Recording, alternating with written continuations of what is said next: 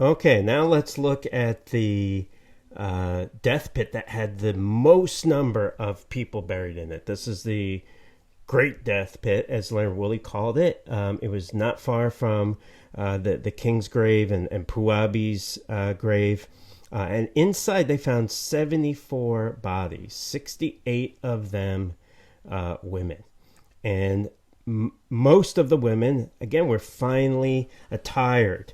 They had gold leaf wreaths made of lapis as well that were, covering their head. They had these chokers that were made of lapis and gold. And, you can see just the skill that was used in making these.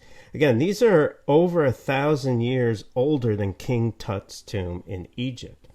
In one corner of the death pit, they found these two lyres. One was actually made of silver. And because they're finding cups and they're finding harps and lyres, they believe that there's a ceremony going on in these death pits, that there's music and drinking and feasting before these people die and are buried with a royal person. You can see on that standard of Ur, and we're going to look at the standard of Ur some more, you can see one of these lyres depicted actually on the standard of Ur. So we can imagine a king and Queen Puabi listening to music that would have been played on one of these lyres. Right? Okay, so there's some debate about the death pit. Leonard Woolley originally thought that this death pit was associated with a royal person who was not excavated. He also believed that everyone drank poison. This was based on the fact that there were cups in the death pits. But there weren't cups for every single person. So people are not quite sure if this is accurate or not. Right? But according to his idea, in the Queen Puabi's chamber, the king's chamber, the Great Death Pit, as part of the funeral, people drank poison. And he believes in the Great Death Pit, they drank poison and then lay down where they were and died in place. Right, but not all bodies were actually associated with a cup. Now, a new theory about the death pit has come to light, and this is an interesting one, and it involves individual who is found over here in this corner, right? Because the woman found here was attired just as splendidly as Queen Puabi and had much more material buried with her than any of the other women buried in the Great Death Pit. So some people believe that she was the main person. She's the royal person in the death pit, and everyone else is buried with her. Behind her, we're going to talk about these what Leonard Woolley called rams in the thicket, even though they're not actually rams. This is a actual find of one of these female servants that was found in the Great Death Pit. It was lifted completely out, skeleton and all the jewelry in plaster, and it's now at the University of Pennsylvania. And it's actually good that he did it this way, because not a lot of human remains survived the excavation. This is one of the few osteological remains that can actually be studied from the royal tombs of Ur, unfortunately. Again, these lyres were found, and so they think that this was kind of like a banquet that was going on. Near that potentially royal person was found these objects. Now, Leonard Woolley called them, each of them, the ram in the thicket. There were two of them. Because he was trying to draw a connection between the ancient city of Ur and the story of Abraham. In the Bible, it says in Genesis that Abraham came from Ur of the Chaldees. Many people believe that it's this Ur in southern Mesopotamia. Some people believe it's another place that might have been called Ur. This time period predates the time period of the patriarchs. But the story in Genesis is that, you probably remember it, that Abraham was commanded to sacrifice his son Isaac, brought him up to the mountain, and at the last moment, an angel stayed his hand and said, "Don't sacrifice your son. Instead, sacrifice that ram who's caught in the thicket." Now, this is not actually a ram, and it's not caught in the thicket. It's a goat eating leaves from a tree.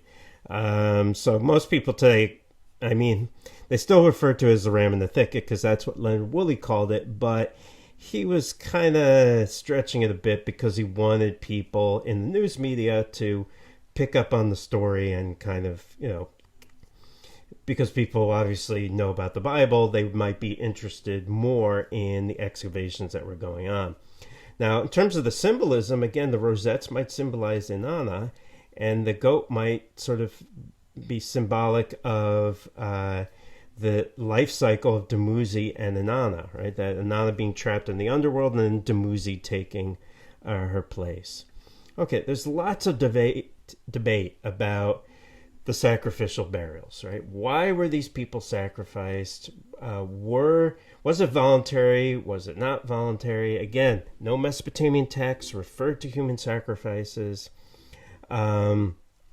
Some people think that these bodies were displays of power. This was a way of demonstrating to other people in the community the power of the kings.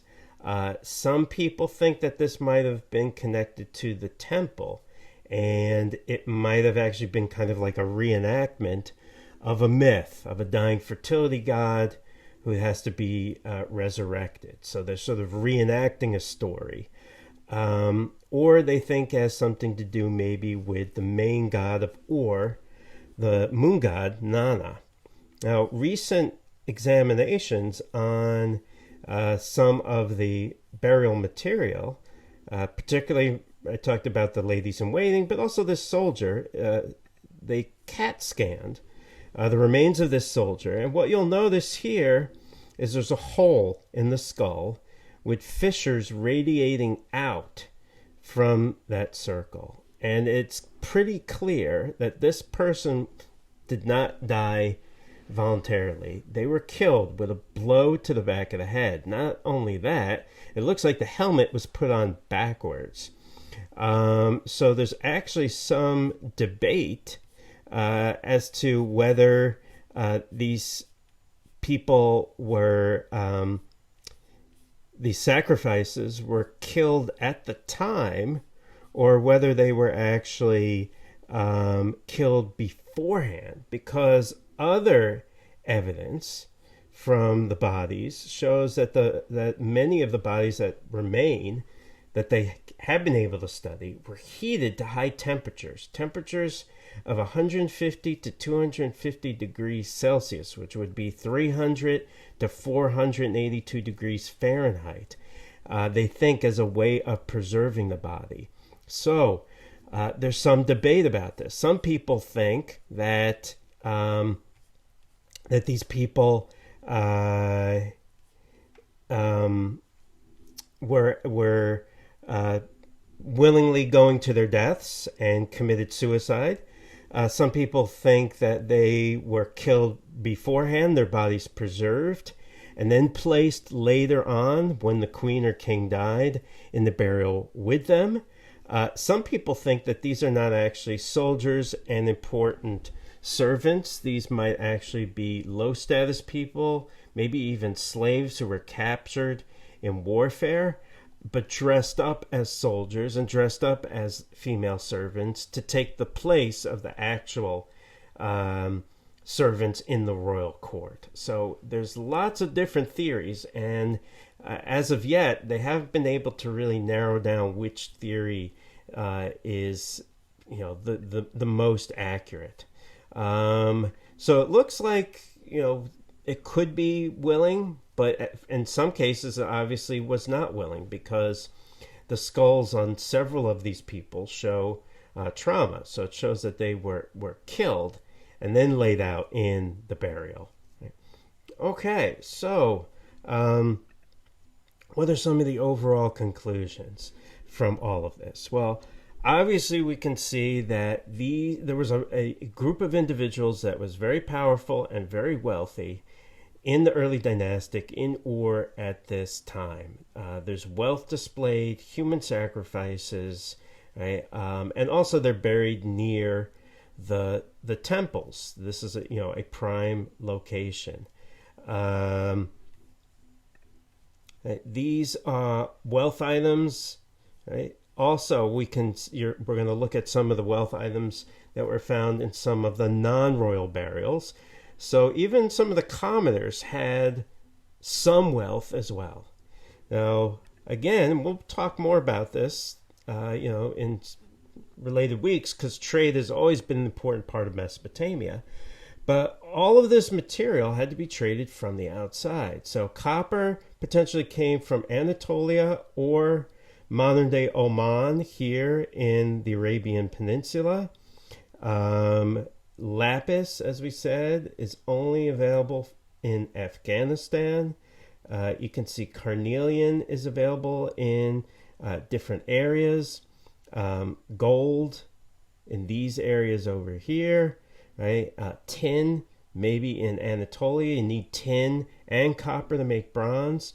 And we have indications, and we'll talk more about this next week. We have strong evidence that the ancient Indus civilization here, the beginnings of Indian civilization, the Indus, who built cities like Harappa and Mohenjo-daro, were trading with ancient Mesopotamia via the Indian Ocean, the Arabian Sea, the Persian Gulf. So we're going to look at some of that evidence with way stations along here in the Arabian Peninsula. Okay, so there's still lots of unanswered questions, which makes it kind of a fruitful area to publish new ideas.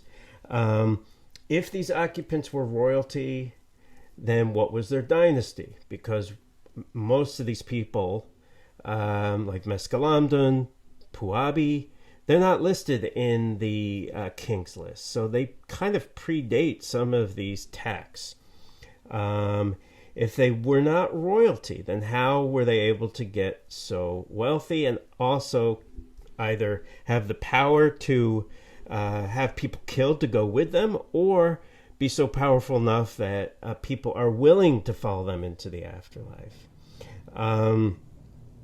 Why were so many other less elaborate burials found around the royal tombs, even cutting into them? Some people think that these non-royal tombs, they wanted to actually be as close to the royal tombs as possible, right? Also, what was the ritual, right? What's the belief system behind these sacrifices?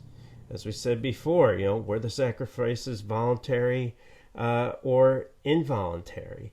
As we'll see with warfare, there was no Geneva Convention back in ancient Mesopotamia, obviously. And this is true throughout the ancient world. There's a lot of cruelty in ancient times. There's cruelty today, unfortunately. Prisoners of war were not treated very well. So it could have been prisoners of war who were taking the place of some of these high-status people, the high-status servants. Okay. We're not exactly sure, again, what's going on with sacrificial burials, but one of the interesting parallels is there are sacrificial burials that have been found in pre-dynastic Egypt, in the period right before the pyramids, in early states in China, and also in the chiefdoms of Cahokia. So people of high status, on their own, without influence from the outside, are deciding to have people buried with them to serve them in the afterlife. Now, usually these sacrifices are important early on in the development of a state or civilization, and then they tend to kind of die out. And so one hypothesis is that these sacrifices are strong statements of power. And so maybe at this point, kings, again, are becoming more powerful, but they're competing with the temple. And so in order to assert their power and demonstrate their power, they're doing it in this very kind of, we might say, over-the-top way. involving human sacrifices as a demonstration to the living of their power. And once they had established their permanence and their power was sort of fixed, then there was less of a need to have this kind of demonstration of power, and human sacrifices died out at that point. That seems to me to be a pretty good hypothesis, because it kind of covers a lot of the material that we have so far. So maybe this was an unconscious way for these royal people to assert their power to others, right? I mean, there's really no greater demonstration of power than people, being sacrificed with you. Right? Okay, what about who was actually buried in the royal tombs of Ur? Well, there's several different hypotheses. So Woolley thought it was clear that these were kings and queens. But again, and a lot of people believe that this is probably correct, but, we said before that Nin could mean queen, or could also mean high status lady. So there's some other interpretations, right? The fact that this is near the temple has induced some people to say that these were probably people associated with the temple. These were functionaries. These were people who worked in the temple. Susan Pollock at one point came up with this idea, right? Why would a tomb for kings and queens be in the religious area? You can say, well, they still have this kind of religious function, and so maybe they want to be this. That's the most desirable place to be buried. So another archaeologist, Maury, believes that these were not kings and queens. These were actually high status priests and priestesses. Another archaeologist, Morcat, believes that these were very, very ritualized. They were actually enacting a ritual, almost like the rituals that the ancient Maya enacted on their pyramids involving human sacrifice. And that these were part of the sort of kind of a sacred marriage rite almost. Susan Pollock also believes that some of these other graves, the non-royal graves, were people who were still working for the temple. They might have been slightly lower class, but they still were functionaries of the temple. And so it was sort of like the cemetery for the temple, where the people who worked for the temple were buried. That's another idea. Okay, so some of these other people, again, we said had wealth goods. But one interesting thing is no object was placed in these graves that gave an idea to their job, right? To their actual economic function. They weren't buried with tools. They weren't buried with things that would indicate what they might have done in their life, what vocation they might have had. And so there's some debate as to this, but some people think that that is not relevant in death. That you're not going to be buried with the tools that you use during life in death. It might have been part of their ideology, right? Again, or reserved only for people who were working for the temple. Now, because they found something like 2,000 graves, and obviously the city existed for over 1,000 years, and it probably had a population of something like 50,000. 5 to 50,000 people. Obviously, this is not the cemetery for the entire city. It can't be. So where was everyone else buried? Well, we're going to see the neighborhood of Ur that was excavated from a slightly later time period where they did find burials under houses. So the idea, again, that Susan Pollock stressed, that the rest of the population are burying their kin underneath their houses, is probably correct. And again, this would sort of strengthen kin ties, just like we saw in the Neolithic in the Levant. Okay, so these tombs are extremely important because they, in terms of artwork, they're outstanding, especially from such an early period in Mesopotamian history. They really give us a visual to sort of what was going on during the early dynastic. But they also show us that this new group, probably the royalty of kings and queens, were becoming extremely wealthy, extremely powerful, and that there was a very high degree of social stratification that had developed at this time.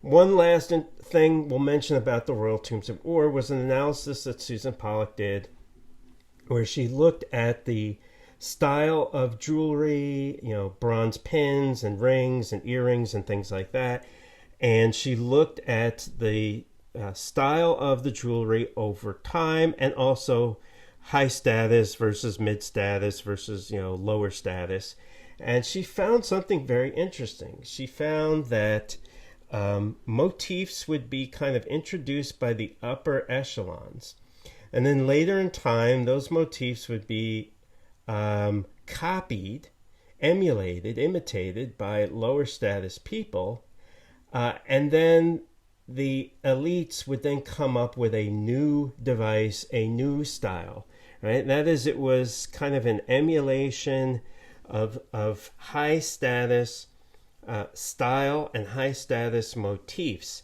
And just like today, people try to emulate and imitate wealthy, high status people. They try to dress like them. They try to get the same kind of jewelry, the same kind of clothes. But once too many people have it, then the people in the high status group have to come up with something new because it has to be exclusive or it's not powerful.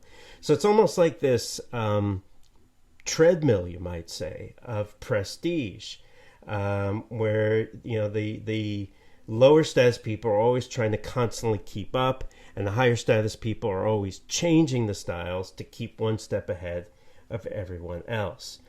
So that was sort of an interesting twist on the tombs of Ur. Okay, we're going to look at a little bit with trade, and this is a theme that we're going to be talking about more throughout the rest of the semester. And then we're going to start getting into the evidence of kings and warfare in the early dynastic.